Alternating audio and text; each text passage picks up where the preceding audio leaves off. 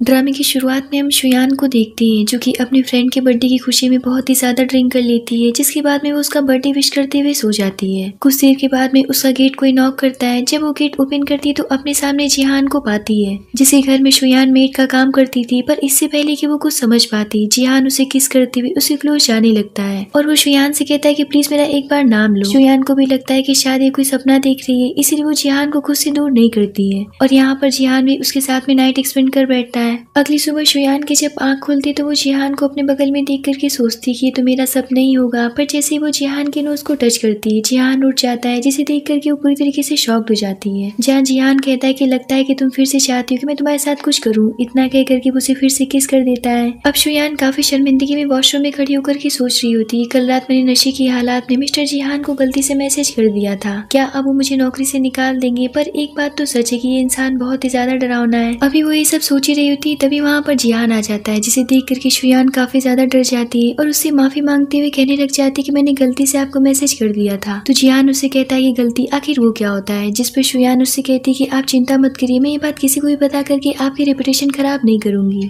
जिस पर जिहान उसे करीब जा करके उसे घूरने लगता है। तो शुयान उससे कहती है कि सर प्लीज मुझे नौकरी से मत निकालिएगा, मैं एक बहुत ही गरीब लड़की हूँ। तो जिहान पूछता है कि फिर तुम क्या चाहती हो, जिस पर शुयान कहती है कि अगर आप मुझे नौकरी से निकाल देंगे तो मेरा शहर में जीना खाना मुश्किल हो जाएगा। तो जिहान उससे पूछता है कि तो क्या फिर यही एक रीजन है यहाँ रहने का, क्या तुम्हें याद नहीं है कि हम एक ही यूनिवर्सिटी में पढ़ते थे। जिस पर शुयान को याद आता है कि उसने जिहान को स्कूल टाइम पर देखा तो था, जहाँ रुआनी नाम की लड़की उसकी लवर हुआ करती थी। और यहाँ पर शुयान को देख करके ऐसा लग रहा होता है कि वो भी जिहान को लाइक करती थी, पर अपनी हैसियत को देखते हुए वो ये बात कभी भी जाहिर नहीं कर पाती है। तो वो जिहान से कहती कि मुझे उम्मीद नहीं थी कि आप मुझे इतने दिनों तक याद रखेंगे। तो जिहान कहता है कि मैंने तुम्हें भूला ही कब था, क्योंकि इतना कह करके वो रुक जाता है और वो शुयान से कहता है कि खैर कल रात के बदले तुम मुझसे क्या चाहती हो, अगर तुम चाहोगे तो मैं तुम्हारी जिम्मेदारी लेने के लिए तैयार हूँ। तो शुयान कहती कि नहीं, इसकी कोई भी जरूरत नहीं है, आप परेशान मत होइए, मैं ऐसा प्रिटेंड करूंगी कि जैसे हमारे बीच कल रात कुछ हुआ ही नहीं था। जिहान उससे कहता है कि मैं तुम्हें दो ऑप्शंस देता हूँ, या तो तुम पैसे ले लो या फिर मुझसे शादी कर लो। ये सुनकर के तो शुयान शॉक्ड हो जाती है और वो सोचती कि लगता है कि जिहान मुझसे मजाक कर रहे हैं, भला वो मेरी जैसी मेड से शादी क्यों करेंगे। अब जैसा कि शुयान एक मेड थी और उसका फैमिली बैकग्राउंड बहुत ही ज्यादा वीक था और उसकी मदर को पैसों की जरूरत भी थी, इसीलिए वो कार्ड चूज कर लेती है और कहती है मैं पैसे आपसे ले तो जरूर रही हूँ, पर आप इन्हें मेरी सैलरी से काट लीजिएगा। इतना कहकर के वो वहाँ से चली जाती है। जिहान सोचता है कि तुम पहले तो ऐसी नहीं थी, आखिर तुम मुझसे इतना क्यों डरती हो। जिसके बाद शुयान अपना काम करने के लिए नीचे उतरती और वो सोचने लग जाती कि आखिर मेरे पेट की दर्द इतनी बढ़ती क्यों जा रही है। तभी उसकी फ्रेंड नैन्सी उससे पूछती है कल तुम मेरी बर्थडे पार्टी में क्यों नहीं आई। अच्छा तुम्हें ये बात पता है कि नहीं कि मिस्टर जिहान चीन वापस लौट आए हैं। तो शुयान कहती कि हाँ मैंने कल रात उन्हें देखा था।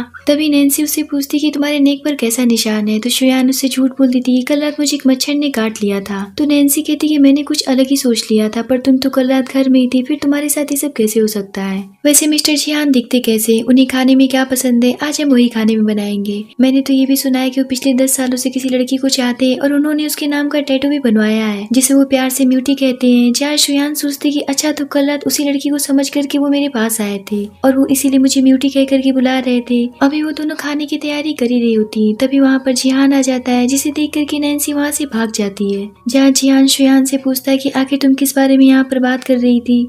तो शुयान कहती कि मैं तो बस आपके लिए खाना बनाने जा रही थी क्योंकि आपको भूख लगी होगी। तो जिहान कहता है कि कल रात मैंने इतना कुछ खा लिया कि मेरा पेट भरा हुआ है, इसलिए मुझे भूख नहीं है। ये सुनकर के तो शुयान के हाथ से प्लेट छूट जाती है, पर जिहान उसे पकड़ लेता है और वो शुयान से कहता है कि आखिर तुम मुझसे इतना डरती क्यों। तो शुयान कहती है कि ऐसी बात नहीं है। तो जिहान कहता है कि अगर तुम्हें मुझसे डर नहीं लगता तो तुम्हारे पैर हाथ क्यों कांप रहे हैं। जिस पर शुयान कहती है कि मेरे पास आपकी बातों का कोई भी जवाब नहीं है, पर क्या आप मुझे आधे दिन की छुट्टी दे सकते हैं क्योंकि मुझे अस्पताल जाना है। जिस पर जिहान उससे पूछता है कि कोई प्रॉब्लम है क्या तुम्हें, तुम ठीक तो हो ना। तो शुयान कहती है कुछ खास नहीं, बस मैं यहाँ से जाना चाहती हूँ। इतना कहकर वो वहाँ से जाने लगती है और सोचती है कि मुझे पता है कि आप मेरे साथ में झूठी हमदर्दी जता रहे हैं, क्योंकि मेरी जैसी लड़कियां आपके लिए सिर्फ एक मनोरंजन का साधन है। अब शुयान हॉस्पिटल जाकर के गायनों को दिखाती है, जहाँ डॉक्टर गुस्से से कहती है कि आखिर शादी के बाद में आदमी इतने पागल क्यों हो जाते हैं जो जानवर बन जाते हैं। तो शुयान पूछती कि आखिर मुझे प्रॉब्लम क्या है। तो डॉक्टर उससे कहती कि अपने हस्बैंड से कहना कि आगे से तुम्हारे साथ में नरमी के साथ में पेश आएंगे। इतना कहकर के वो उसे मेडिसिन देकर के घर जाकर के रेस्ट करने के लिए कहती है।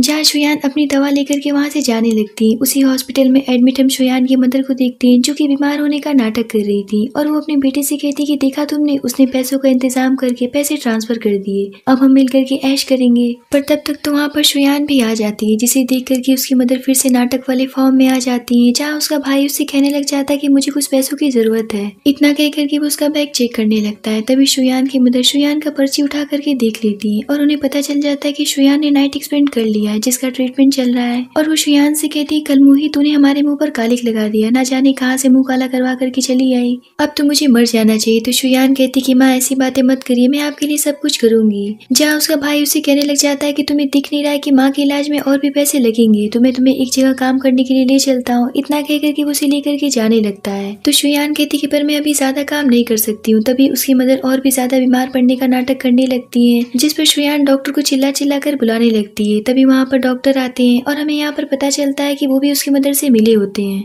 और वो शुयान से कहती कि इनका जल्दी इलाज करवाना पड़ेगा जिसमें 1 मिलियन लगेंगे, पर ये पूरी तरीके से ठीक हो जाएंगी। ये सुनकर के तो शुयान काफी इमोशनल होकर के अपनी माँ के बारे में सोचने लगती है और अपने भाई से कहती कि मैं काम करने के लिए तैयार हूँ, बताओ मुझे कहाँ जाना है। जिस पर उसका भाई उसे एक बार में लेकर के जाता है। तो शुयान उससे कहती कि पर ये कपड़े तो बहुत ही ज्यादा शर्मनाक है। तो चैन उससे कहता है कि यहाँ पर ऐसे ही कपड़े पहन करके लड़कियां ड्रिंक सर्व करती हैं। इतना कह करके वो वहाँ के ठरकी मैनेजर के हवाले उसे करके वहाँ से चला जाता है, जहाँ कुछ ठरकी आदमी भी बैठे होते हैं जो कि शुयान के साथ में बदतमीजी करने लगते हैं, जिस पर शुयान वहाँ से भागने लगती है। पर वो ठरकी आदमी उसे पकड़ लेता है और उसके साथ में जबरदस्ती करने लगता है। तभी वहाँ से जिहान भी अपने दोस्तों के साथ में गुजर रहा होता है और उसकी नजर शुयान पर पड़ती है और वो फौरन से अंदर जाकर के उस आदमी को शुयान से दूर करके उसे प्रोटेक्ट करता है, जहाँ वो आदमी जिहान को अच्छी तरीके से जानता था और वो उससे कहता है कि आखिर आप इस मैटर में क्यों पड़ रहे हैं, इस टाइप की लड़कियां ऐसे कपड़े पहन करके यही सब तो यहाँ पर करवाने आती हैं। ये सुन करके तो जिहान के गुस्से का कोई भी ठिकाना नहीं रहता है और वो उस आदमी को बहुत बुरी तरीके से हिट कर देता है, जहाँ मैनेजर को बुला करके वो उससे पूछता है कि आखिर लड़की यहाँ पर कैसे पहुंची, जिस पर मैनेजर उसे सफाई देते हुए उससे माफी मांगने लगता है। तो जिहान उसे वार्निंग देकर के छोड़ देता है, जिसके बाद वो शुयान को कवर करके उठा करके अपने साथ घर ले जाता है। तो शुयान उससे कहती है कि प्लीज मुझे नीचे उतारिए, सब कोई देख रहा है। तो जिहान सभी मेट को वहाँ से जाने के लिए कहता है और उसे सोफे पर बिठा करके उसकी चोट को सेकने के लिए कहता है, जिसके लिए शुयान उसे थैंक्स करती है। पर जिहान का काफी ज्यादा मूड खराब हो चुका था और वो उससे गुस्से से पूछता है कि कल रात तुम मेरे साथ में थी, फिर आज रात तुम क्लब में भी ये सब करने के लिए चली गई, इसके लिए तो मुझे तुम्हें अवार्ड देना चाहिए। तो शुयान कहती कि मैं तो वहाँ पर बस बियर सर्व करने के लिए गई थी और कुछ भी नहीं, मैं कसम खा करके कहती कि मेरा ऐसा कोई भी इरादा नहीं था।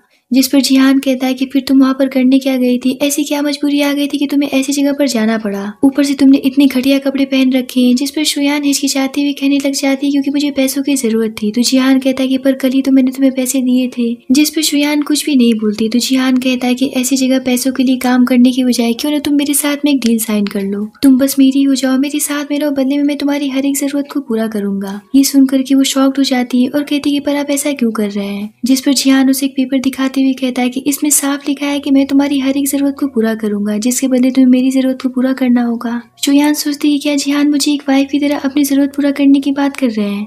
जिहान कहता है कि अगर इस 1 साल के बीच में तुम्हें कोई और पसंद आता है तो तुम इस कॉन्ट्रैक्ट को खत्म कर सकती हो, पर जब तक ऐसा नहीं होता तुम सिर्फ मेरी रहोगी और मैं तुम्हारा रहूंगा। उसकी बातें सुनकर के शुयान सोचती कि आखिर जिहान को हो क्या गया है। जिहान कहता है कि अगर तुम चाहोगे तो मैं पब्लिकली ये बात भी बताने के लिए तैयार होगी, तुम मेरी गर्लफ्रेंड हो। शुयान कहती है पर आप ये सब क्यों कर रहे हैं। तो जिहान कहता है क्योंकि तुम्हारे साथ बिताया गया पल मुझे बहुत अच्छा लगा। ये सुनकर के शुयान सोचती कि सिर्फ मुझे खिलौना समझ करके मुझे यूज करना चाहते हैं, पर उसके पास में इसके अलावा कोई और दूसरा ऑप्शन नहीं था, क्योंकि उसे अपनी मदर के इलाज के लिए पैसे चाहिए थे, इसीलिए वो उस पेपर पर साइन कर देती है। जिस पर जिहान उसे अपने करीब खींचते हुए कहता है कि तो आज से हम शुरू करते हैं, क्या तुम मुझसे कुछ कहना चाहती हो। और वो शुयान को देखते हुए सोचने लग जाता है कि शुयान तुम्हारे मन में मेरे लिए कोई भी फीलिंग्स नहीं है, इसीलिए मैंने ये तरीका यूज किया है ताकि तुम मेरे करीब रह सको और मेरे पास में रह सको, ताकि तुम्हें मेरी फीलिंग का पता चल सके। तभी शुयान उससे कहती कि आज आपने मुझे बचाया, इसके लिए आपका बहुत बहुत शुक्रिया। तो जिहान कहता है कि क्या ऐसे शुक्रिया कहते हैं। इतना कह करके वो उसके क्लोज जाने लगता है। तो शुयान कहती कि आप क्या कर रहे हैं, कहीं आप पागल तो नहीं हो गए हैं। तो जिहान कहता है कि हाँ मैं पूरी तरीके से पागल हो गया हूँ। इतना कह करके वो उसे किस करने लगता है। तो शुयान उसे ऐसा करने से रोकती है। तो जिहान उससे कहता है कि क्या मैं तुम्हें इतना बुरा लगता हूँ। तो शुयान कहती कि ऐसी बात नहीं है, आज मैं हॉस्पिटल गई थी तो डॉक्टर ने मुझे कुछ समय के लिए ये सब करने के लिए मना किया है। तो जिहान उससे कहता है कि पर तुम्हें हुआ क्या है, क्या कोई प्रॉब्लम है। जिस पर शुयान काफी हिचकिचाते हुए उससे कहती कि ये सब कल रात में जो आपने मेरे साथ किया था उसी की वजह से हुआ है। ये सुनकर के जिहान उससे फौरन से माफी मांगता है और कहता है कि मुझे माफ कर दो, अगली बार से ऐसी गलती नहीं होगी।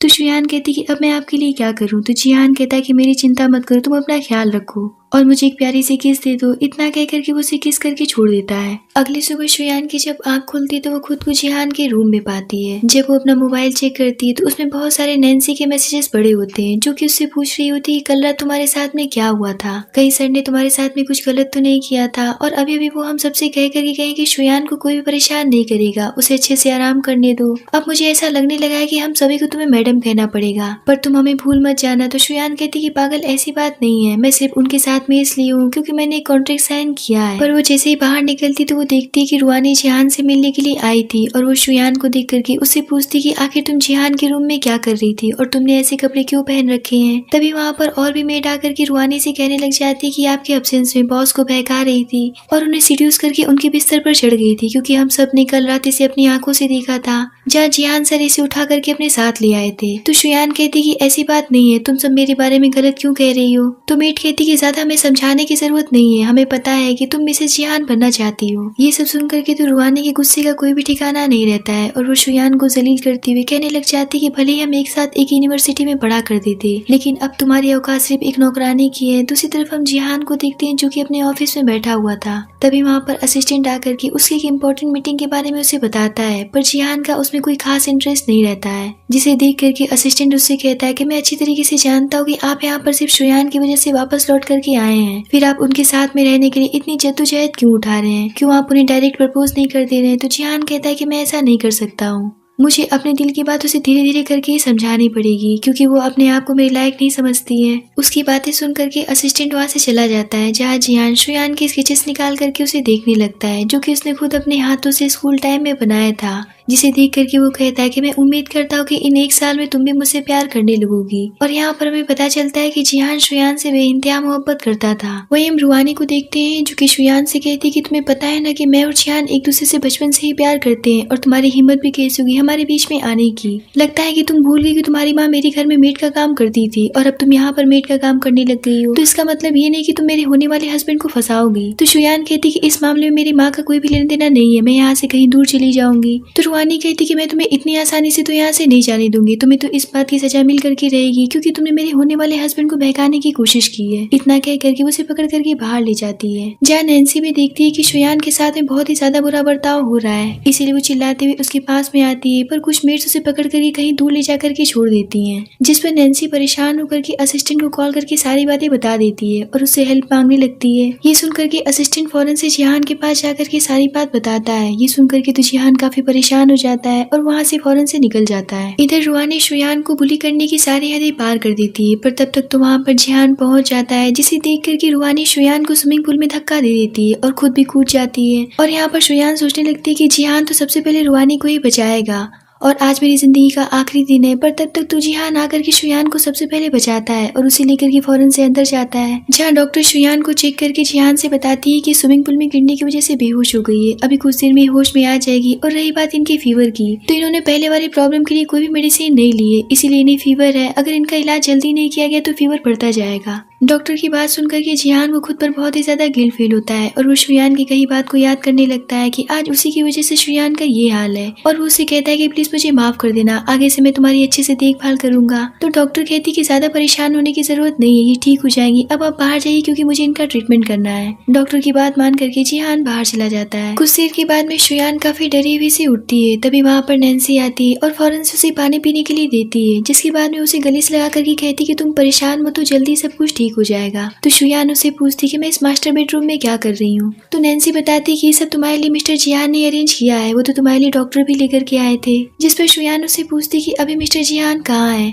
तो नैन्सी बताती कि वो तो रुआनी के रूम में है। ये सुन करके शुयान सोचती कि मैं जानती हूँ कि आप रुआनी को बहुत पसंद करते हैं, मैं फालतू में आपकी जिंदगी में उलझ गई हूँ। कुछ देर के बाद में जिहान रुआनी के रूम में जाता है, जिसे देख करके रुआनी काफी नाटक करने लगती है और उसे पकड़ करके कहने लग जाती है कि मैं कितना डर गई थी। जिस पर जिहान उसे खुद से दूर करते हुए उससे पूछता है कि आखिर शुयान स्विमिंग पूल में गिरी कैसे। तो रुआनी कहती है कि मुझे क्या पता वो खुद से गिर गई होगी। तो जिहान उससे कहता है कि भला कोई खुद से कैसे गिर सकता है। तो रुआनी उसका झूठ नाम लगाती हुई कहने लग जाती है कि वो मुझे खुद ही स्विमिंग पूल में धक्का देने वाली थी, इसीलिए इसीलिए हम दोनों साथ में ही गिर गए। तो जिहान उससे कहता है कि भला कोई खुद से कैसे गिर सकता है। यहाँ पर रुहानी उसे कहने लग जाती है कि वो मुझे धक्का देना चाहती थी, इसीलिए खुद ही मेरे साथ में गिर गई। इसमें मेरी कोई भी गलती नहीं, अब तुम्हें मेरे लिए फैसला लेना पड़ेगा। जिस पर जिहान उससे कहता है कि भला वो तुम्हें धक्का क्यों देना चाहती थी। यहाँ पर शुयान फिर से झूठ बोलती है, मैंने तो बस उससे इतना कहा था कि तुम्हारी माँ मेरे घर में नौकरानी का काम करती थी और अब तुम यहाँ पर नौकरानी का काम करने लग गई हो, और इसीलिए मैं उसे यहाँ के नियम बताने लगी थी। इस बात पर शुयान मेरे ऊपर भड़क गई और मेरे साथ में ये सब करने लग गई। तभी वहाँ पर 2 मेड रुहानी के लिए कपड़े लेकर के आती हैं। तो जिहान आज के बारे में उनसे पूछने लग जाता है। जहाँ मेड रुहानी की तरफ उंगली दिखा करके कहती कि आज इन्हीं की वजह से ये सब हुआ था, हमने कुछ भी नहीं किया है। पर रुहानी उसे घूरने लगती है। इस बात से मेड डर जाती है और वो अपना मुंह बंद कर लेती है और वो कहती है कि शुयान खुद से फिसल करके गिरी थी। जहाँ दूसरी मेड जिहान से कहने लग जाती है क्योंकि शुयान रुहानी से बहुत ही ज्यादा जलती है, इसीलिए वो उन्हें नुकसान पहुंचाने की कोशिश कर रही थी। तो जिहान कहता है कि मैं ये बात अच्छी तरीके से जानता हूँ कि शुयान कैसी लड़की है, और वो उनके ऊपर काफी ज्यादा गुस्सा हो जाता है। ये देख करके वो दोनों मेड वहाँ से भाग खड़ी होती हैं। जहाँ रुहानी जिहान से कहती है कि देखो अपना दिल ज्यादा उसके लिए पिघलाने की जरूरत नहीं है, आखिर है तो वो एक नौकरानी, इसीलिए उसे नौकरी से जल्दी निकाल दो। इस बात पर जिहान काफी गुस्सा हो जाता है और कहता है कि अपने औकात में रहो। एक बात मैं तुम्हें बता देना चाहता हूँ कि शुयान मेरी वुमेन है, इसीलिए उसकी पूरी जिम्मेदारी मेरी है। आगे से उसके बारे में कुछ भी कहने से पहले सोच लेना, वरना मुझसे बुरा कोई भी नहीं होगा। इधर शुयान उसका रूम छोड़ करके बाहर आ जाती है। जहाँ नैन्सी कहती कि देखो तुम अभी भी बहुत बीमार हो, इसलिए तुम्हें यहाँ से जाना सही नहीं है। तो शुयान कहती कि वो एक VIP कमरा है, मैं वहाँ पर नहीं रह सकती हूँ, मैं मिस्टर जिहान को ज्यादा परेशान नहीं करना चाहती हूँ। अब इन्हें आता और रुहानी देख लेती है और वो जानबूझ करके जिहान से कहने लग जाती है कि मुझे पता है कि तुम तो शुयान को अपनी लाइफ में परमानेंटली नहीं रख सकते हो। तो जिहान कहता है कि हाँ, क्योंकि वो मेरे पास में कुछ समय के लिए ही है। ये सुन करके तो शुयान को बहुत ही ज्यादा दुख होता है और वो सोचती कि भला मैं दुखी क्यों हो रही हूँ। मैं तो ये बात अच्छी तरीके से जानती हूँ कि एक न एक दिन मुझे जिहान की जिंदगी से चले जाना है। शुयान को इतना दुखी देख करके नैन्सी उससे पूछती कि तुम ठीक तो हो ना। तो शुयान कहती कि मैं सोच रही हूँ कि मैं उनकी जिंदगी से कहीं दूर चली जाऊँ, आखिर मैं उनके बीच में क्यों आऊँ। इधर रुहानी जिहान से कहती कि तुम कितने साल के बाद में वापस लौट करके आए हो, क्यों ना हम एक साथ में एक अच्छा टाइम स्पेंड करें। जिस पर जिहान उसे खुद से दूर करते हुए कहता है कि अब तुम ठीक हो, इसीलिए अब तुम अपने घर जाकर के आराम करो, यहाँ रहने की कोई भी जरूरत नहीं है। इतना कह करके वो वहाँ से चला जाता है। इधर शुयान अपना सामान पैक करते हुए काफी ज्यादा रोते हुए सोच रही होती है कि आखिर आपने मेरे साथ में ये सब क्यों किया, आपने मुझे अपनी जिंदगी में क्यों उलझा लिया, जबकि हम दोनों अलग अलग दुनिया से बिलोंग करते हैं। तभी वहाँ पर जिहान आता है और वो शुयान से पूछता है कि तुम उस रूम से यहाँ पर क्यों चली आई। तो शुयान कहती है क्योंकि मैं उस रूम में रहने के लायक नहीं हूँ। तो जिहान कहता है कि आखिर तुम उस रूम में रहने के लायक क्यों नहीं हो, तुम्हें मेरे साथ हर वक्त रहना पड़ेगा। ये सुनकर के शुयान काफी हड़बड़ा करके उठ जाती है, जिसकी वजह से वो गिरने लगती है। पर जिहान उसे पकड़ लेता है और वो उसे देखने लगता है, जिस पे शुयान उसे खुद से दूर करती है और वो उसे कहती है कि मिस्टर जिहान प्लीज मुझे यहाँ से जाने दीजिए, मैं अपने हॉस्टल में जाकर के रहना चाहती हूँ। तो जिहान उससे कहता है कि तुम मुझसे दूर कहीं भी नहीं जा सकती हो, क्या तुम भूल गई कि हमारे बीच में एक कॉन्ट्रैक्ट साइन हुआ है जिसमें साफ साफ लिखा था कि तुम्हें हमेशा मेरे क्लोज रहना पड़ेगा। ये सुनकर के तो शुयान उसे शॉकिंग भरी निगाहों से देखने लगती है और वो सोचती कि आखिर मिस्टर जिहान आप मुझसे चाहते क्या है। जहाँ जिहान उसे कहता है कि आज मैं तुम्हें एक बहुत ही स्पेशल जगह अपने साथ लेकर के चलूंगा, इसीलिए अच्छे से तैयार हो जाना। इतना कह करके उसे अपने साथ अपने न्यू होटल में लेकर के जाता है, जहाँ वो उसे बहुत प्यार से अंदर लेकर के जाता है। पर शुयान सोचती कि जिहान एक बहुत ही जिद्दी इंसान है, तभी तो वो मुझे अपने आसपास जबरदस्ती रखना चाहते हैं ताकि वो मेरा फायदा उठा सके। तभी वहाँ पर होटल का मैनेजर आता है और वो जिहान को पूरी होटल का निरीक्षण करने के लिए कहता है। जिस पर जिहान शुयान से कहता है कि मैं थोड़ी देर में आता हूँ, तब तक तुम्हें जो भी कुछ खाना हो उसे ऑर्डर करके एंजॉय करो, तुम्हें अच्छा लगेगा। तो शुयान कहती है कि ठीक है।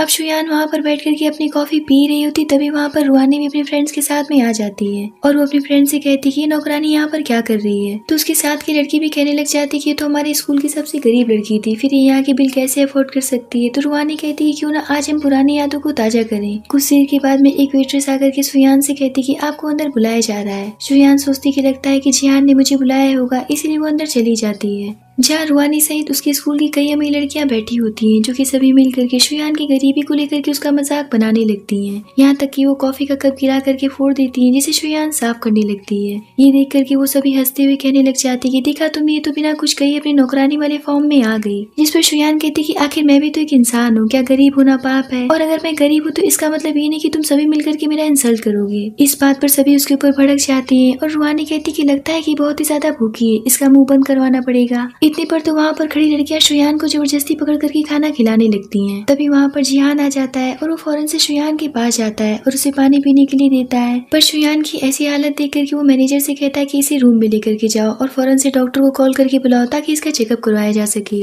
जिस पर मैनेजर शुयान को लेकर के चला जाता है, जहाँ रूहानी फौरन से जिहान के पास जाकर के अपनी फ्रेंड के ऊपर सारा इल्जाम थोप देती है और वो जिहान से कहती है कि मैं तो इसे बहुत समझा रही थी कि भले ही शुयान एक गरीब लड़की है पर उसके साथ में ऐसा बर्ताव तो मत करो, पर इसने मेरी एक बात नहीं मानी। जिस पर वो लड़की जिहान से कहती कि हम तो बस उसके साथ में मजाक कर रहे थे। तो जिहान कहता है कि लगता है कि तुम सभी को मजाक बहुत पसंद है, इसीलिए मैं भी तुम्हारे साथ में एक मजाक करना चाहता हूँ। आज से यहाँ पर सभी मौजूद लोगों के फादर की कंपनियों के साथ में हमारे पे ग्रुप के सारे कॉन्ट्रैक्ट खत्म होते हैं। इस बात पर वो लड़की जिहान के आगे गिड़गिड़ाने लगती है, पर वो अपने असिस्टेंट से कहता है कि आज के बाद से इनमें से कोई भी इस होटल में नजर नहीं आनी चाहिए। इतना कह करके वो वहाँ से चला जाता है, जहाँ वो शुयान के पास में जाकर के उससे बहुत प्यार से कहता है कि अगर वो लोग तुम्हें परेशान कर रहे थे तो तुमने मुझे कॉल क्यों नहीं किया। तो शुयान कहती है कि मैं छोटी छोटी सी बातों पर आपको परेशान नहीं करना चाहती हूँ। तो जिहान कहता है कि कोई छोटी बात नहीं थी। जिस पर शुयान सोचती कि मुझे पता है कि आप तो मुझे खरीद लिए, इसलिए आप जब चाहे तब मुझे कहीं भी ले आ सकते हैं, मैं तो आपको मना भी नहीं कर सकती हूँ। और वो जिहान से कहती कि आपके जैसे बड़े लोग हमारे जैसे छोटे लोग की जीने मरने की परवाह नहीं करते हैं और इसके अलावा आपने मुझे खरीद लिया है। तो जिहान कहता है कि मैं तुम्हारी परवाह करता हूँ।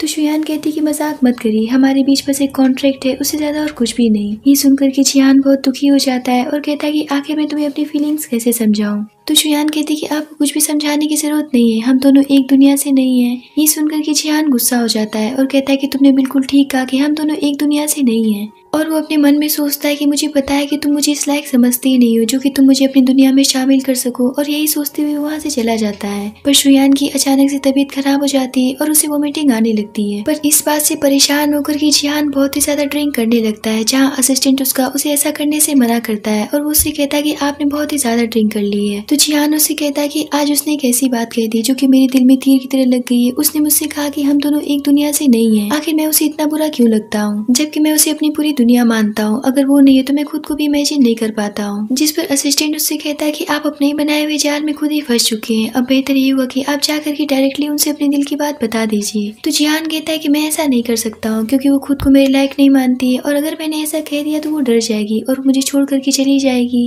इतना कह करके जिहान बहुत ही ज्यादा ड्रिंक करते हुए बेहोश हो जाता है। तो असिस्टेंट उसकी ऐसी हालत देख करके सोचता है कि बॉस की हालत तो दिन पे दिन बदतर होती जा रही है, मुझे उनके लिए कुछ करना चाहिए। और यही सोच करके वो ड्रिंक उठाता है और जिहान के शर्ट पर गिराने लगता है, जिसके बाद वो उसे पकड़ करके सीधा शुयान के पास ले जाता है। तो शुयान कहती कि आखिर आप इन्हें यहाँ पर क्यों लेकर के आए। तो असिस्टेंट कहता है कि देखिए मुझे कुछ जरूरी काम है और वो जानबूझ करके फोन पर बात करते हुए वहाँ से भाग खड़ा होता है। जिसके बाद शुयान जिहान को जैसे तैसे करके बेड तक ले जाती है और वो उसे वहाँ पर लिटा देती है और कहती कि आखिर आपने इतनी क्यों पी ली। और वो वहाँ से जा रही होती है पर जिहान उसे अपने करीब खींच लेता है। तभी बाहर बादल गरजने लगता है जिसकी वजह से शुयान डर जाती है। तो जिहान उसकी मदद करता है और वो उसे कहता है कि मुझे पता है कि तुम्हें बादल की गरजने की आवाज से डर लगता है। और यहाँ पर हमें एक पास्ट का सीन दिखाया जाता है जब जिहान और शुयान एक साथ पढ़ते थे, तब भी शुयान को इस चीज से डर लगती थी। जहाँ जिहान उसका हाथ पकड़ करके उससे कहता है कि तुम घबराओ मत, मैं तुम्हारे साथ में हूँ, हम दोनों की स्टोरी पढ़ते हैं जिससे कि तुम्हारा ध्यान भटक जाएगा और तुम्हें डर भी नहीं लगेगा। अब प्रेजेंट टाइम में उसकी ऐसी बातें सुन करके तो शुयान शॉक्ड रहती है, जहाँ वो शुयान से कहता है कि तुम एक ऐसी लड़की थी जो कि मेरे दिल में हमेशा से थी। ये सुन करके तो शुयान खड़ी हो जाती है और वो जिहान के प्यार और केयर के बारे में सोचने लगती है, जहाँ वो सोचती है कहीं ऐसा तो नहीं है कि जिस लड़की को जिहान पिछले 10 सालों से चाहता है वो मैं हूँ। और इसीलिए वो जिहान से पूछती कि वो लड़की कौन है जिसे तुम पिछले 10 सालों से चाहते हो, वो मैं हूँ या फिर रुआनी है। इस बात पर जिहान उसे अपने करीब खींच लेता है, पर इससे पहले कि वो उसे कुछ बता पाता वो बेहोश हो जाता है। इस बात से शुयान काफी डिसअपॉइंट हो जाती है और वो सोचने लग जाती कि मैं भी क्या पागलों जैसी बातें सोच रही हूँ, भला जिहान मुझे क्यों चाहेगा, मैं तो एक मेड हूँ। और वो सोचती है कि जिहान मुझसे प्यार करेगा, ऐसा तो सपने में भी नहीं हो सकता है क्योंकि वो तो किसी और का है। और यही सोच करके वो वहाँ से चली जाती है। दूसरी तरफ हम रुआनी को देखते हैं जो कि अपनी मदर के पास जाकर के उनसे कहने लग जाती है कि जो नौकरानी हमारे घर में काम करती थी उसकी बेटी शुयान है जो कि जिहान को बहकाने की कोशिश कर रही है और मुझे इस बात का डर है कि कहीं वो जिहान को मुझसे छीन न ले। ये सब सुन करके उसकी मदर कहती है कि तुम परेशान मत हो, मैं इस मामले को खुद संभाल लूंगी। तभी वो देखती है कि उसके मोबाइल पर किसी का फोन आ रहा होता है और वो जैसे ही बाहर निकलती है तो हम देखते हैं कि शुयान की मदर उससे मिलने के लिए आई होती है। जहाँ वो रुहानी से कहती है कि देखो तुम्हारी माँ तुमसे मिलने के लिए आई है। ये सुनकर के रुहानी कहती है कि अपना मुंह बंद रखिए, ये राज किसी को पता न चलने पाए। और यहाँ पर हमें पता चलता है कि रुहानी उनकी असली बेटी थी, जो कि मिस मैंग की असली बेटी बन करके रह रही थी, पर असली बेटी तो उनकी शुयान थी, जिसे बचपन में उसकी मदर ने एक्सचेंज कर दिया था। और यहीं पर इस बारे में ये दोनों बात कर रही होती हैं, जहाँ उसकी मदर उसे एक नेकलेस देती हुई कहती कि देखो बेटा मैंने तुम्हारे लिए खरीदा है। तो उसकी बेटी कहती कि आखिर इतने पैसे आपके पास में आए कहाँ से? तो उसकी मदर कहती कि शुयान ने सारे पैसों का अरेंजमेंट करके मुझे दिया था, जिन पैसों से मैंने ये नेकलेस तुम्हारे लिए खरीदा है। ये सुनकर के तो रुहानी गुस्सा हो जाती है और कहती कि तुम्हें पता भी कि ये पैसे कहाँ से आए उसके पास में। वो जिहान को जाकर के फंसा रही है और उसी से पैसे ले रही है, जिसे मैं बहुत चाहती हूँ। क्या आप चाहती कि आपकी बेटी का घर बर्बाद हो जाए? इससे पहले कि वो कुछ कर दे आपको कुछ करना पड़ेगा, नहीं तो वो जिहान की लाइफ में चली जाएगी और जिहान मुझे अपनी लाइफ से बाहर निकाल देगा। ये सुनकर के तो उसकी मदर कहती कि तुम परेशान मत हो, देखो अब मैं उसे कैसे सबक सिखाती हूँ। इतना कह करके वो वहाँ से चली जाती है। दूसरी तरफ जिहान की जब आँख खुलती है तो शुयान का लेटर पाता है, जिसमें लिखा होता है कि मैंने आपका सूप और दलिया दोनों ही बना करके रख दिया है, आप उठना तो उसे पी लेना, क्योंकि मेरी तबीयत कुछ ठीक नहीं लग रही, इसीलिए मैं यहाँ से जा रही हूँ। उसका लेटर पढ़ करके वो काफी परेशान हो जाता है और वो फौरन से असिस्टेंट को कॉल करके कहता है कि पता लगाओ कि शुयान कहाँ गई है। इधर शुयान रास्ते से जा ही रही होती, तभी वहाँ पर 2 गार्ड्स आकर के उससे कहते हैं कि मैडम आपसे मिलना चाहती है। इतना कह करके वो उसे अपने साथ लेकर के चले जाते हैं। जहाँ हम रुहानी की मदर को देखते हैं, जो कि शुयान से कह रही होती है कि मैं तुम्हें जानती हूँ, तुम्हारी माँ हमारे यहाँ नौकरानी का काम करती थी, पर तुम्हारी इतनी हिम्मत भी कैसे होगी जो कि तुम मेरी बेटी के प्यार पर हाथ डाल रही हो। एक बात याद रखना कि तुम एक नौकरानी हो और तुम एक अमीर परिवार की बहू कभी भी नहीं बन सकती हो। अगर तुम्हें ऐसा लगता है कि कोई अमीर आदमी तुम्हें चाहता है तो इसका मतलब ये नहीं कि वो तुमसे शादी करेगा, वो तुम्हें अपनी सिर्फ मिस्ट्रेस बना सकता है।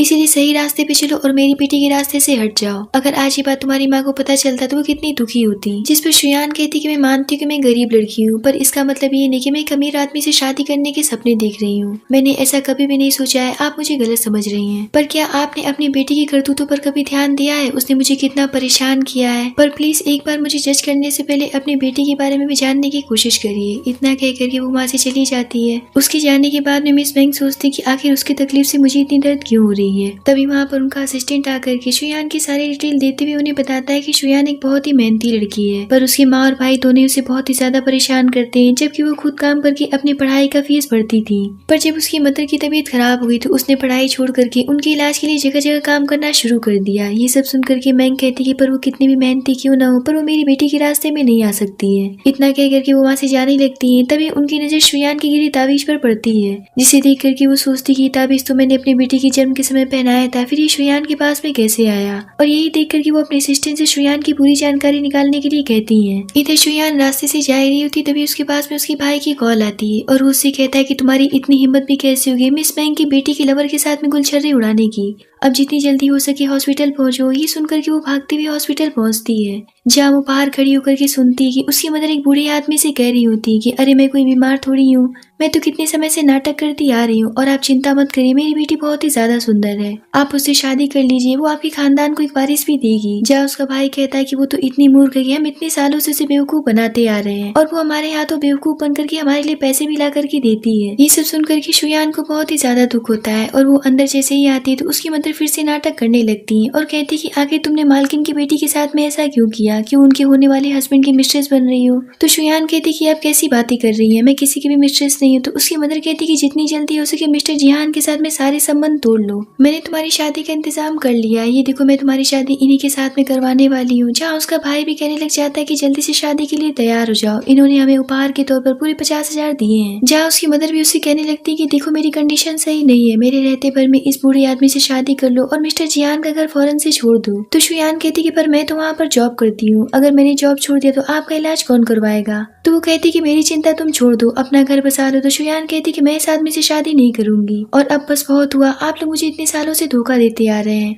अब तो बीमार होने का नाटक बंद कर दीजिए। ये सुनकर के उसकी मदर समझ जाती कि शुयान को उनकी असलियत का पता चल चुका है। तो उसकी मदर उससे कहती कि हाँ मैंने नाटक किया क्योंकि तुम कामचोर हो। जिस पर शुयान कहती कि आखिर मैं आपकी जैविक बेटी हूँ भी कि नहीं, आप मेरे साथ में ऐसा कैसे कर सकती लगती है। तो उसकी मदर कहती कि ज्यादा बकवास करने की जरूरत नहीं है, आज तुम्हें इस आदमी से शादी तो करनी ही पड़ेगी। ये सुनकर के शुयान कहती कि मैं ऐसा कभी भी नहीं करूंगी। इतना कहकर के वो वहाँ से भागने लगती है, पर उसका भाई उसे जाने नहीं देता है, जिस पर शुयान जिहान को कॉल करके उससे मदद मांगने लगती है और अपनी लोकेशन भी बता देती है। उसकी डरी हुई आवाज सुनकर के जिहान काफी परेशान हो जाता है और अपने असिस्टेंट से वहाँ चलने के लिए कहता है। इधर वो ठरकी आदमी और सभी मिलकर के उसे जाने नहीं दे रहे होते, जिस पर शुयान उस आदमी को हिट कर देती है और सबको पॉइंट करते हुए उन्हें डराते हुए वहाँ से भाग निकलती है, जिस पर वो तीनों उसके पीछे दौड़ पड़ते हैं और उसे जाकर के घेर लेते हैं। तो शुयान उनके आगे गिड़गिड़ाने लगती है और कहती है कि प्लीज मुझे जाने दीजिए। दूसरी तरफ मिस मैंग का असिस्टेंट उन्हें शुयान की सारी इन्फॉर्मेशन ला करके दे देता है, जिसमें वो उसका डेट ऑफ बर्थ और सेम हॉस्पिटल देख करके शॉक्ड हो जाती है, क्योंकि वही सेम रुआनी का भी था। और वो सोचती कि पता नहीं क्यों उसका फेस मुझसे कुछ मिलता जुलता है, क्या उसका मुझसे कोई कनेक्शन हो सकता है। और यही सोच करके वो असिस्टेंट से कहती कि शुयान अभी जहाँ पर भी है मुझे वहाँ पर उसके पास लेकर के चलो। इधर शुयान देखती कि उसकी मदर तो उसकी बात समझने के लिए तैयार ही नहीं होती, इसीलिए वो सोचती कि अब शायद मेरा जीना सही नहीं, मुझे खुद से खुद का काम तमाम कर लेना चाहिए। और यही सोचकर कि वो ऐसा करने वाली होती तब तक तो वहाँ पर मिस मैंग और जिहान दोनों ही पहुंच जाते हैं, जहाँ जिहान उसे फौरन से पकड़ लेता है और उसे ऐसा करने से रोक लेता है। तो शुयान उससे कहती कि अब मैं और नहीं जीना चाहती हूँ, आखिर आपने मुझे क्यों बचाया। तो जिहान कहता है कि मैं तुम्हें कुछ भी नहीं होने दूंगा, पर तभी शुयान बेहोश हो जाती है। ये सब देख कर चैन अपनी मदर से कहता है कि मुझे तो डर लग रहा है कि अब हमारा क्या होगा। तो उसकी मदर कहती कि अपना मुंह बंद रखो। अब शुयान की ऐसी हालत देख करके तो जिहान के गुस्से का कोई भी ठिकाना नहीं रहता है और वो गुस्से में उन लोगों से पूछता है कि आखिर तुम लोगों ने इसके साथ में क्या किया है। तो उसकी मदर कहती कि हमने तो उसके साथ में कुछ भी नहीं किया है, आप गलत समझ रहे हैं, हम तो इसकी शादी कराना चाहते थे। जहाँ चैन कहता है कि सर अगर आपको ये लड़की पसंद है तो हम इसे आपको देने के लिए तैयार हैं। इस बात पर असिस्टेंट उसे एक किक मारता है, जिस पर जिहान कहता है कि शर्म आनी चाहिए तुम्हें ऐसी बात बोलने में, शुयान कोई सामान नहीं जिसे तुम देने की बात कर रहे हो। तभी उसकी मदर भी मिस मैंग के सामने कहने लग जाती है क्या आप भी हमें गलत समझती हैं, मैंने तो आपके यहाँ 20 सालों तक काम किया है।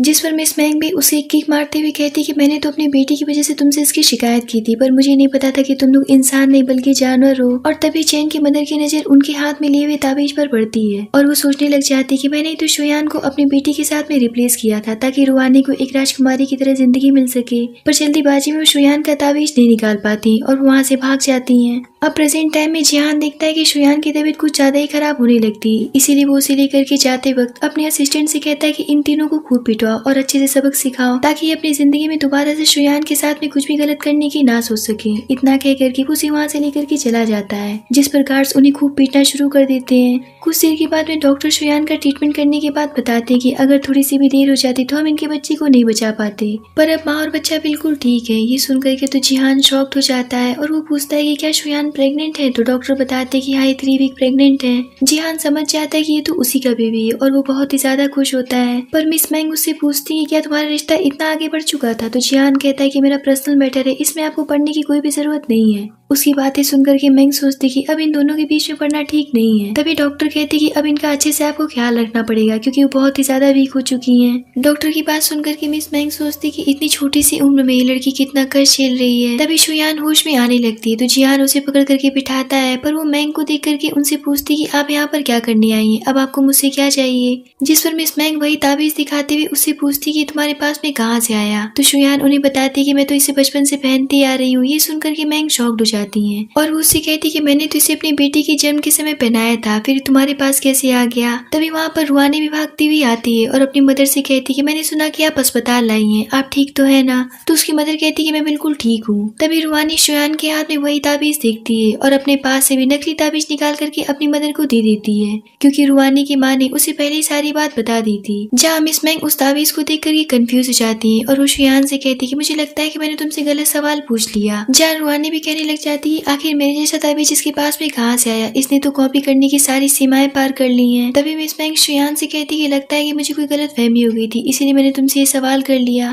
तभी रुआनी जिहान से बात करने की कोशिश करती तो उसकी मदर कहती कि अब तुम्हारा उससे बात करना ठीक नहीं है, तुम मेरे साथ बाहर चलो। इतना कह करके वो उसे बाहर लेकर के जाने लगती है। तो रुआनी कहती कि माँ आप ये क्या कर रही है, आखिर आप उन दोनों को अकेले छोड़ करके बाहर क्यों चली आई। तो मिस मैंग उससे कहती कि अब वो लड़का तुम्हारे लिए ठीक नहीं है, इसलिए जितनी जल्दी हो सके उसे तुम छोड़ दो, मैं तुम्हारी शादी उससे भी अच्छे लड़के से करवाऊंगी। तो रुआनी कहती कि ऐसा नहीं हो सकता है, उससे अच्छा लड़का कोई भी नहीं होगा, मैं उसे बहुत पसंद करती हूँ। जहाँ उसकी मदर उसे बताती कि शुयान उसके बच्चे की माँ बनने वाली है, इसीलिए अब तुम्हारा उसकी जिंदगी से बाहर निकल जाना ही ठीक रहेगा। ये सुनकर के रुआनी शॉक्ड हो जाती है और कहती कि ऐसा नहीं हो सकता है, मैं शुयान को जान से मार डालूंगी। जिस पर उसकी मदर कहती है कहीं तुम पागल तो नहीं हो गई हो, ये तुम कैसी बातें कर रही हो, वो लड़की अब प्रेग्नेंट है और उसके साथ में एक बच्चा भी है, अब तुम उसके बारे में ऐसा नहीं सोच सकती हो और अब जितनी जल्दी हो सके जिहान का भूत अपने सर से निकाल दो। इतना कह करके वो वहाँ से चली जाती है। पर रुहानी सोचती कि माँ और बेटी दोनों ही पागल हैं, पर मैं शुयान को इतनी आसानी से नहीं छोड़ूंगी क्योंकि जिहान सिर्फ मेरा है। वहीं हम जिहान को देखते हैं जो कि बहुत प्यार से शुयान की चोट पर दवाई लगा रहा होता है। तो शुयान उससे कहती है कि मिस्टर जिहान, मैं इस बच्चे को जन्म देना चाहती हूँ, प्लीज आप इसके साथ में कुछ भी मत करना। मैं आपसे वादा करती हूँ इस बच्चे को लेकर के मैं आपको कभी ब्लैकमेल नहीं करूंगी और मैं यहाँ से कहीं दूर चली जाऊंगी क्योंकि इसके अलावा मेरे इस दुनिया में कोई भी नहीं है। जिहान भी उसकी बातों को काफी गौर से सुन रहा होता है और उससे कहता है कि तुम ऐसा सोच भी कैसे सकती हो, मैं तुम्हारी और अपने बच्चे की जिम्मेदारी लेना चाहता हूँ। ये सुनकर के शुयान चैन की सांस लेती है। तभी वो देखती है कि उसे बचाने के चक्कर में जिहान को भी चोट लग गई थी, इसीलिए वो उसे मेडिसिन लगाने के लिए कहती है। जिस पर जिहान उसकी बात मान करके जैकेट निकाल करके बैठ जाता है। पर शुयान जैसे उसे दवाई लगा दी तो इस सिचुएशन में भी जिहान रोमांटिक होने लगता है और उसे अपने करीब खींचते हुए उससे कहता है कि एक बार मेरा नाम लो। तो शुयान उसे जिहान कहती है, इतने पर उसे किस कर बैठता है। तभी वहाँ पर यान की एंट्री होती है जो कि जिहान की सिस्टर है और वो कहती है कि सब यहाँ पर क्या चल रहा है। तो जिहान उससे पूछता है कि तुम यहाँ पर कैसे पहुंच गई। तो यान उससे कहती है कि मुझे कहीं भी आने जाने के लिए तुम्हारी परमिशन की जरूरत नहीं है, पर यहाँ पर आखिर चल क्या रहा था। तो यान को देख करके शुयान सोचती कि लगता है कि जिहान की लवर है। जिहान से वो कहती है कि मुझे तुमसे कुछ बात करनी है, इसलिए मेरे साथ बाहर चलो। जिस पर जिहान उसके साथ चला जाता है। उनके जाने के बाद में वहाँ पर दो नर्स आपस में बात करते हुए अंदर आती है जो कि कह रही होती कि ये तो मिस यान थी जो कि बीजिंग सिटी की टॉप की बिजनेस टाइकून में आती है।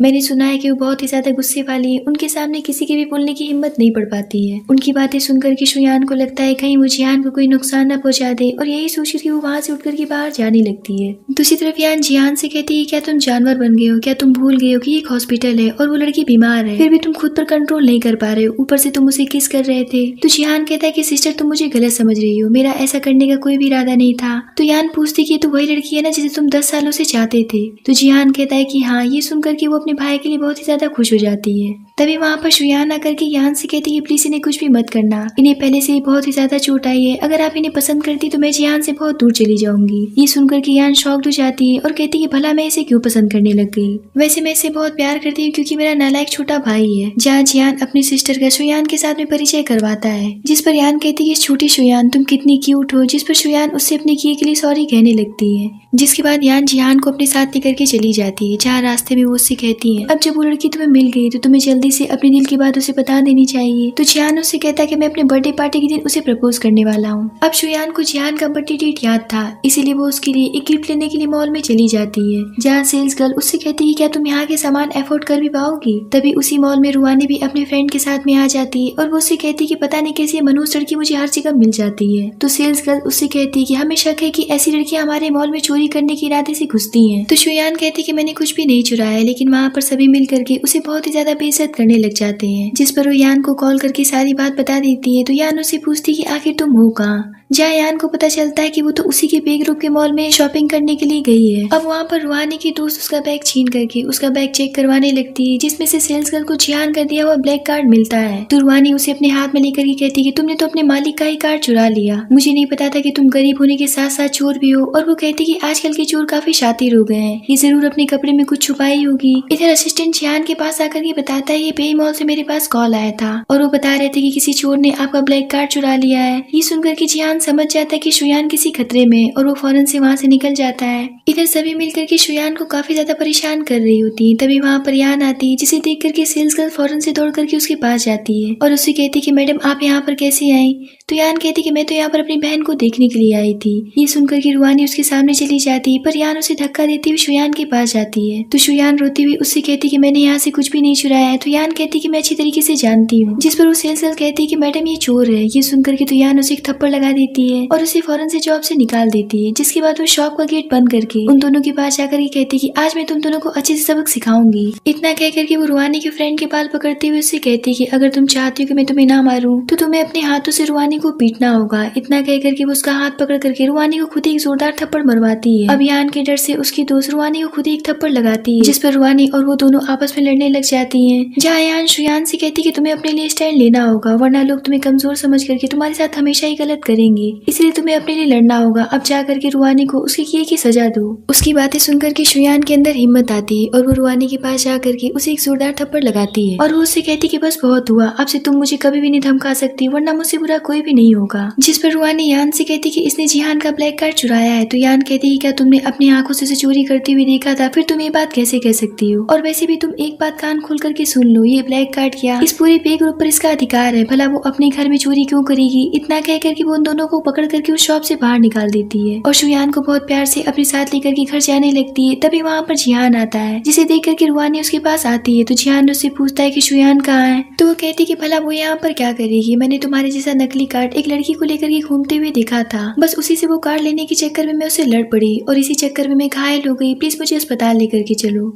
तो जिहान कहता है कि तुम मेरे असिस्टेंट के साथ में चली जाओ, पर रुहानी इतनी चालाक थी कि वो जानबूझ करके बेहोश होने का नाटक कर लेती है, जिसकी वजह से जिहान को उसे हॉस्पिटल लेकर के जाना पड़ता है। जहाँ वो हॉस्पिटल पहुंच करके शुयान को जिहान के साथ में अपनी हॉस्पिटल वाली फोटो भेज देती है, जिसे देख करके वो शॉक्ड हो जाती है। इतना कम नहीं था कि वो जिहान को नर्स के साथ में बात करता हुआ वीडियो बना करके उसे शुयान को सेंड कर देती है और फिर वो उसे कॉल करके कहती कि भले तुम जिहान की बहन को अपनी साइड कर ली हो, पर ये बात जान लो कि मैं जिहान के बच्चे के साथ में प्रेग्नेंट हूँ। मुझे तो जिहान का नाम मिल जाएगा, पर जिस बच्चे को तुम जन्म देने वाली हो वो बच्चा तो नाजायज कहलाएगा और वैसे भी वो तुम्हें झेलना नहीं चाहता है, इसीलिए उसने अभी भी नर्स से बात किया है क्योंकि वो तुम्हारा बेबी नहीं चाहता है। ये सब सुनकर के तो शुयान को बहुत ही बड़ा सदमा लगता है और वो फूट फूट कर रोने लगती है। अब रात में जिहान जब घर आता है तो शुयान कुछ भी नहीं कहती है, जिस पर जिहान उसे ब्लैंकेट उड़ा करके इस बात से अनजान की आखिर हुआ क्या है वो वहाँ से चला जाता है, पर शुयान अभी भी बहुत ही ज्यादा रो रही होती है। अगले दिन शुयान खुद डॉक्टर के पास जाकर ये कहती कि मैं ये बच्चा नहीं चाहती हूँ, जिस पर डॉक्टर उसे कहती कि ठीक है कल सुबह 9 बजे तुम आ जाना।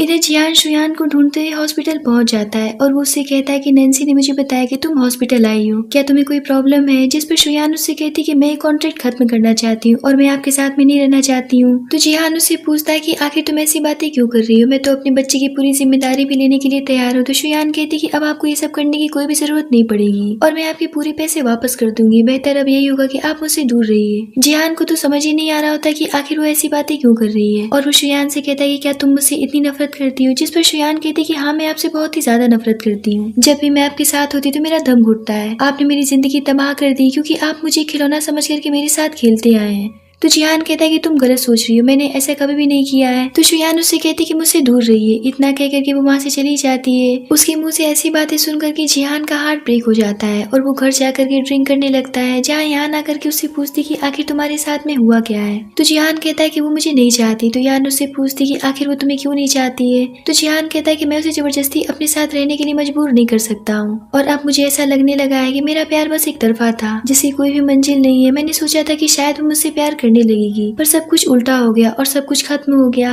अब उससे बात करने का कोई भी फायदा नहीं है। अब अगले दिन शुयान हॉस्पिटल अपने टाइम पर पहुंच जाती है, जहाँ डॉक्टर सर्जरी की तैयारी में लग जाते हैं। पर तभी वहाँ पर यान पहुंच जाती है और वो उसे बाहर लेकर के आती है और वो उसे कहती है क्या तुम पागल हो गई हो, मेरा भाई तुम्हें प्रपोज करने वाला था और तुम यहाँ पर ये सब करवाने पहुंच गई। यहाँ पर यान उसे सारी सच्चाई बता देती कि जिहान 10 सालों से तुम्हें चाहता है, ना कि रुहानी को। और मुझे ऐसा लगता है कि सब रुहानी का ही किया धरा है, उसी ने जानबूझ करके तुम दोनों के बीच में गलतफहमी पैदा की है। ये सब जान करके वो भागते हुए जिहान के पास आने लगती है। दूसरी तरफ हम जिहान को देखते हैं कि वो उस टैटू को हटवाने के लिए गया होता है, जहाँ वो आदमी उसे कहता है कि पर इस टैटू को हटाने में आपको बहुत ही ज्यादा दर्द होगा और आपको नुकसान पहुंचेगा। पर जिहान तो इतनी ज्यादा दर्द में होता है कि उसे किसी भी दर्द की परवाह नहीं होती है। पर इससे पहले कि वो टैटू मिटाता तभी वहाँ पर शुयान पहुंच जाती है और दौड़ते हुए जिहान को गले से लगा लेती है और उससे कहती है कि मुझे सब कुछ पता चल गया है, प्लीज मुझे माफ कर दीजिएगा, पर आपने पहले ये बात मुझे क्यों नहीं बताई। तो जिहान कहता है क्योंकि उस समय मेरी फैमिली के साथ में कुछ प्रॉब्लम चल रही थी और मेरा पे ग्रुप घाटे में जा रहा था और इसी वजह से मुझे विदेश भेज दिया गया था ताकि मेरी पढ़ाई डिस्टर्ब ना हो जाए। पर मैं तुमसे प्यार करता हूँ ये बात मुझे पहले ही बता देनी चाहिए थी, लेकिन मैं इस बात से बहुत ही ज्यादा डरता था कि कहीं मैं तुम्हें खो न दूं।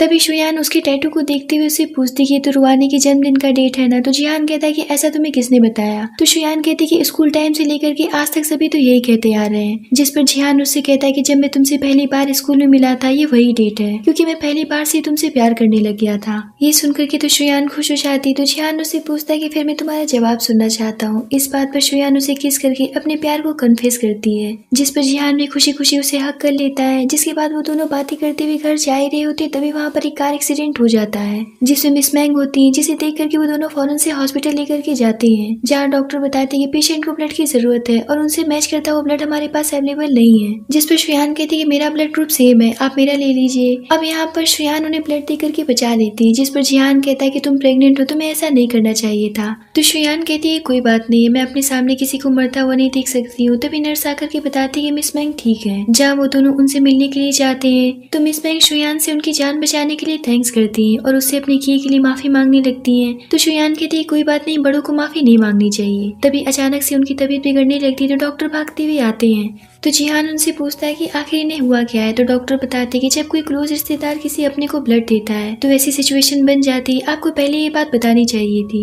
ये सुनकर के तो शुयान शॉक्ड हो जाती है और जिहान से पूछती है कि डॉक्टर के कहने का मतलब क्या था, मैं तो उनके परिवार से बिलोंग नहीं करती हूँ। जिस पर जिहान कहता है कि तुमने बताया था कि तुम्हारी मदर रुआनी के घर पर काम करती थी, क्या तुम्हें ऐसा कभी फील हुआ है कि मिस मैंग तुम्हारी जैविक मदर है। इस बात पर शुयान को उनकी ताबीज वाली बात याद आती है और यही कंफर्म करने के लिए जिहान अपने असिस्टेंट को कॉल करके के साथ में शुयान का डीएनए टेस्ट करवाने के लिए कहता है। दूसरी तरफ रुआनी भी भागते हुए हॉस्पिटल पहुंचती है और वो नर्स से पूछती कि मेरी माँ कैसी है। तो नर्स बताती कि अभी उनका इलाज चल रहा है, अभी वो खतरे से बाहर नहीं है। तो रुआनी कहती है क्या आपने उन्हें कोई वसीयत बनवाते हुए देखा है। तो नर्स कहती कि हम उनका इलाज कर रहे ना कि ये सब देख रहे हैं। इतना कह करके वो अंदर चली जाती है। तभी वहाँ पर रुआनी की मदर आकर के उससे अपने जीने खाने के लिए पैसे मांगने लगती है। ये सुनकर के रुआनी भड़क जाती है और कहती कि आप लोग आखिर मर क्यों नहीं जाते हो, जब देखो तब मुंह उठा करके मेरे पास चले आते हो। इधर मिस मैंग नॉर्मल हो जाती है, जहाँ उन्हें ब्लड प्रॉब्लम की वजह से पता चल जाता है कि शुयान उनकी जैविक बेटी है। तभी वो रुआनी को उसकी मदर के साथ में बात करते हुए देखती है, जहाँ नर्स बताती कि माफ करिएगा, जब आपकी बेटी को पता चला कि आपकी कंडीशन सीरियस है तो सबसे पहले आपकी वसीयत के बारे में पूछ रही थी। तो मैंग कहती कि वो मेरी बेटी नहीं है। ये सब होने के बाद में रुआनी मैंग के पास बैठी होती और वो जैसे ही होश में आती है वो उनसे कहती कि अच्छा वो जो आप होश में आ गई, मैंने ये वसीयत बनवाई है, आप इस पे साइन करके मेरे नाम पर सब कुछ कर दीजिए। तो मैंग कहती कि पर मैं तो अभी जिंदा हूँ।